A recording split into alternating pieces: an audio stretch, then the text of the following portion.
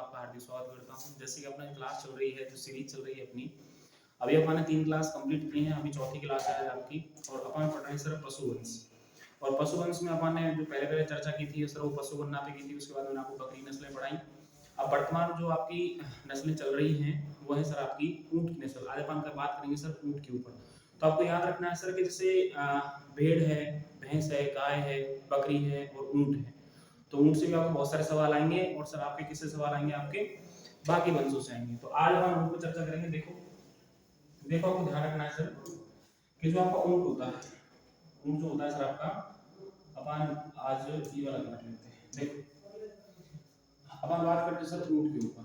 तो देखो ऊँट जो होता है ना, यदि आपसे कहा जाए सर कि हमारा जो राज्य पशु है, राज्य जो आपका पशु है वो जो आता है सर आपका, देखो आपका जो राज्य पशु है वो अगर आपसे कहा जाए सर कि पशुधन श्रेणी में कौन सा है, तो देखो पशुधन जो श्रेणी है ना आपकी, उसके अंतर्गत जो आपका राज्य पशु है वो है सर आपका ऊँट। कौन सा है? ऊँट। और यदि आपसे कहा जाए कि सर बताइए जो राज्य पशु है, राज्य पशु जो है आपका, यदि आपसे कहा जाए सर कि वन्य जीव श्रेणी में कौन सा है, तो वन्य जीव श्रेणी में जो आता है सर आपका, उसका नाम आता है सर चिंकार। कौन सा आता है? चिंकार। तो ये याद रखना आप लोग कि सर जो राज्य पशु है आपका, वो यदि पशुधन श्रेणी पूछे आपसे तो कौन सा है सर आपका? ऊँट है। और यदि आपसे कहा जाए सर राज्य पशु वन्यजीव श्रेणी में कौन सा है, तो कौन सा सर आपका? चिंकार है। ये याद रखना आप लोग, दोनों अलग अलग हैं, मतलब पशुधन श्रेणी और वन्यजीव श्रेणी दोनों अलग अलग हैं आपकी, है ना। अगला सुनो आप लोग।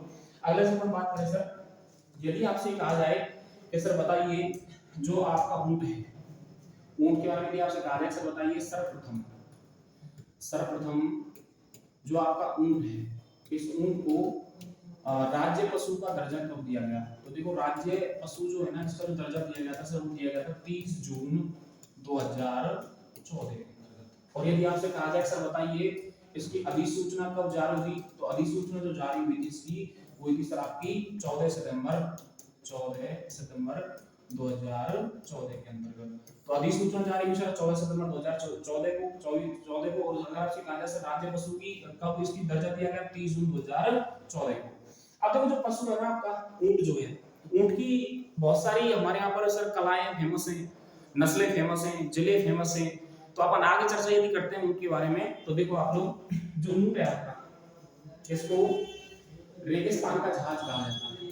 इसको अपन क्या बोलते हैं सर? रेगिस्तान का जहाज। तो रेगिस्तान का जो जहाज है आपका, वो जो है सर आपका, वो कौन सा आपका? ऊँट है। यदि आपसे कहा जाए कि सर बताइए जो ऊँट है आपका, ऊँट के लिए ऊँट सर्वाधिक कहाँ मिलते हैं, तो ऊँट जो है सर आपके वो सर्वाधिक जो मिलते हैं सर, वो आपके पाए जाते हैं बीकानेर में। किसमें पाए जाते हैं? बीकानेर में। ये बीकानेर में मिलते हैं। यदि आपसे कहा जाए सर बताइए जो आपका ऊँट है, ऊँट की जो पालक जाति होती है, ऊँट की जो पालक जाति है आपकी, उस जाति का नाम क्या है, तो हम उसको बोलते हैं सर राइका। ये इसको क्या बोलते हैं सर? रहवारी। राइका या रहवारी कहा जाता है। तो ऊँट की जो पालक जाति राइका या रहवारी होती है। और सर सर्वाधिक ऊँट कहाँ मिलते हैं सर? बीकानेर में मिलते हैं। और इसको रेगिस्तान का जहाज कहा जाता है। अगली इस पर बात करूँ आपसे, तो यदि ये कहा जाए सर कि बताइए ऊँटों के देवता कौन है, तो ऊँटों के जो देवता आते हैं आपके, देवता जो है आपके, वो सर आपके पाबूजी महाराज। पाबूजी महाराज। और पाबूजी महाराज जो है वो ऊँटों के देवता कहा जाता है। जैसे बात करूं तो ऐसा माना जाता है कि सर जो पाबूजी महाराज थे वो सर्वप्रथम हमारे राजस्थान के अंतर्गत ऊँट लेके आए थे। मतलब ऊँटों को, मतलब दूसरे प्रांतों से खरीदकर हमारे राजस्थान लाने का जो काम किया था वो किसने किया था सर? पाबूजी महाराज ने किया था। इसलिए इनका जो देवता माना जाता है, लोक देवता, वो कौन सा होता है सर? आपका ऊँटों का देवता पाबूजी महाराज होता है। यदि आपसे कहा जाए कि सर बताइए ऊँटों की देवी, ऊँटों की देवी, तो ऊँटों की जो देवी आती है उसका जो नाम आता है सर, उसको बोलते हैं अंता देवी। अंता देवी।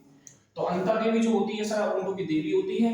और ऊँटों का जो देवता होता है कौन सा होता है सर? आपका पाबूजी महाराज होता है। और यदि आपसे कहा जाए सर कि बताइए जो आपका ऊँट है, ऊँट के बारे में और बात करें, मान लो देखो जो आपका बूढ़ा ऊँट होता है, बूढ़ा जो ऊँट होता है आपका, उसको कहा जाता है सर पाकट। इसको पाकट कहा जाता है। और यदि आपसे कहा जाए सर बताइए जो ऊँट होता है, ऊँट का जो आभूषण होता है आपका, आभूषण जो होता है ऊँट का, वो होता है सर आपका गोलबंद। कौन सा होता है? गोलबंद। ऊँट का आभूषण गोलबंद होता है। और यदि आपसे कहा जाए सर बताइए सोने चांदी से, सोने चांदी से जो ऊँट की खाल पर, ऊँट की खाल पर जो नक्काशी की जाती है, क्या की जाती है? नक्काशी। नक्काशी जो की जाती है उसको क्या कहा जाता है सर? उसको कहा जाता है अपन लोग उस्ता कला कहते हैं। क्या कहते हैं? उस्ता कला। और जो उस्ता कला के माहिर थे सबसे प्रथम वो है सर आपके हिसासुद्दीन जो है सर आपके वो क्या है आपके इसके प्रथम क्या माना जाता है सर? उस्ता कलाकार माने जाते हैं जो नक्काशी करते हैं। तो आपको याद रखना है कि सर सोने चांदी से यदि ऊंट की खाल पर मतलब नक्काशी की जाए तो उसको क्या कहते हैं? उस्ता कला कहते हैं। और इसके जो है सर आपके वो है हिसासुद्दीन जो है बीकानेर रहने वाले ये प्रथम थे। इनको 1967 के समथिंग मतलब पद्म भूषण कुछ ऐसा मिला था इनके लिए, ठीक है जी। और उनका जो आभूषण होता है कौन सा होता है सर? गोरबंद होता है। और बूढ़ा ऊंट को अपन क्या बोलते हैं सर? पाकट बोलते हैं। क्या बोलते हैं इसको? पाकट कहा जाता है। और यदि आपसे कहा जाए सर बताइए जो आपका ऊंट होता है, ऊंट जो होता है, ऊंट के बारे में भी आपसे कहा जाए कि बताइए सर राष्ट्रीय ऊंट अनुसंधान संस्थान। तो राष्ट्रीय जो ऊंट अनुसंधान संस्थान जो आता है सर आपका, ये आता है सर आपका कहां पर? जोड़बीड़ बीकानेर में। तो जोड़बीड़ जो है सर कहां पर है आपका? बीकानेर के अंतर्गत है। तो जोड़बीड़ जो बीकानेर होता है आपका, इसमें सर राष्ट्रीय ऊंट विकास अनुसंधान मतलब खुला हुआ है। और यदि आपसे कहा जाए सर बताइए जो आपके ऊंट होते हैं, ऊंटों के बारे में यदि आपसे और चर्चा किया जाए सर बताइए ऊंट सर्वाधिक बीकानेर में हो गए।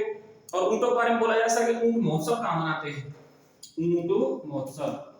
तो ऊंट महोत्सव जो होता है सर आपका वो मनाते हैं आपके बीकानेर के अंतर्गत। जैसे अपन बात करें, अपन सुनते हैं ना सर कि पतंग महोत्सव, तो पतंग महोत्सव जो होता है सर वो जयपुर में मनाया जाता है। जो ऊंट महोत्सव होता है वो कहां मनाया जाता है सर? आपका बीकानेर में मनाया जाता है। और यदि आपसे कहा जाए कि सर बताइए ऊंट का मेला कहां पर बढ़ता है?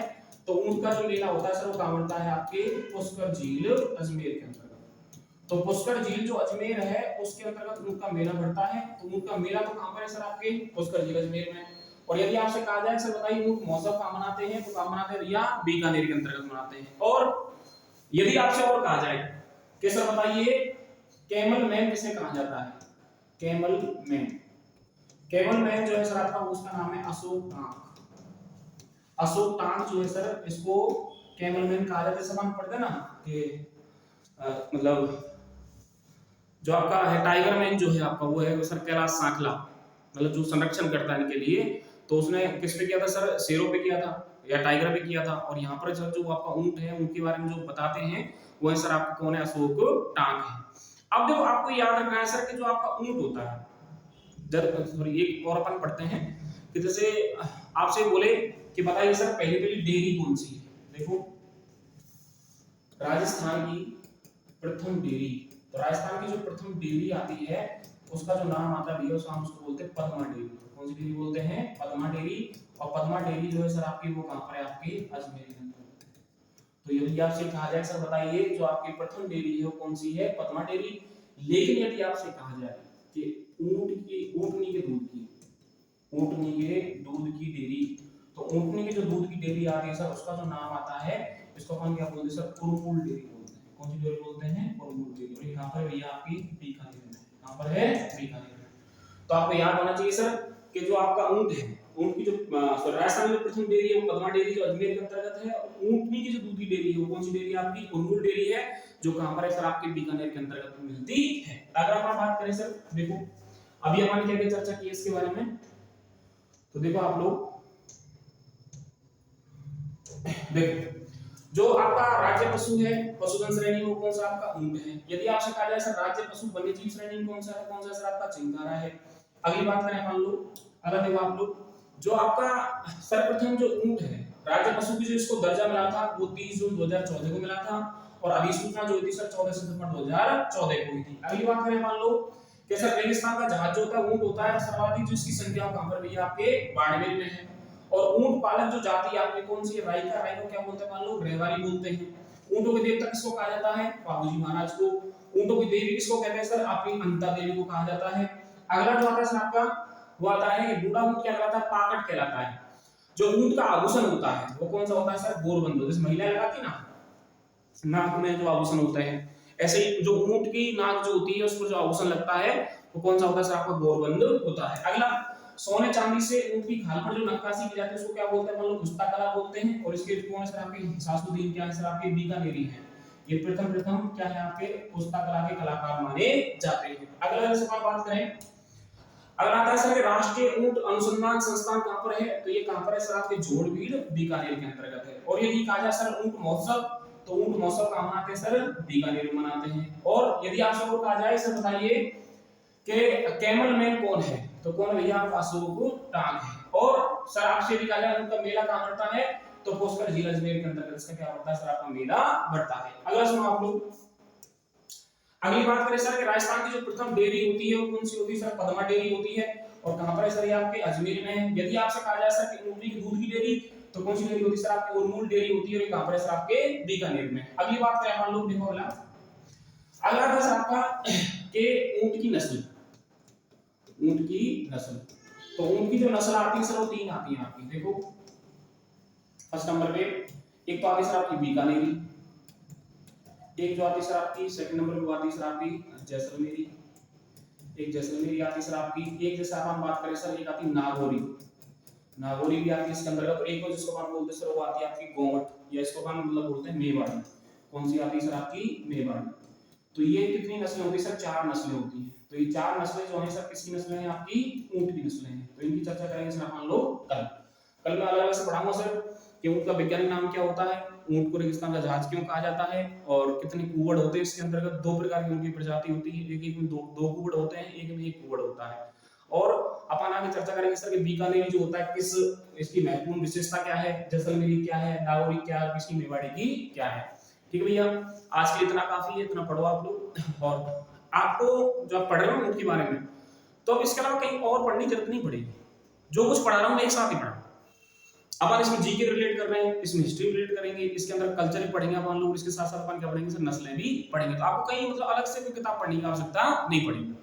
देखो अपन लोग कर रहे हैं युद्ध, और युद्ध जो है ना वो अपन का है एग्जामिनर के साथ। अब उसको अपन को कैसे क्रैक करना है वो अपन मतलब जिस तरीके से अपन पढ़ेंगे वही तो काम आएगा आपका। ये सब कुछ जो है ना आपका, ये अस्त्र शस्त्र भी है। क्या है? अस्त्र शस्त्र। और ये अस्त्र शस्त्र आपके काम आएगा वहां पर पेपर के अंदर जब बैठोगे आप लोग, वहां पर काम आएगा। अब जंग है तो, और जब जंग लाजिम होती है ना तो लश्कर नहीं देखे जाते हैं, लड़ना है तो फिर लड़ना ही है। ठीक है भैया, थैंक यू, धन्यवाद।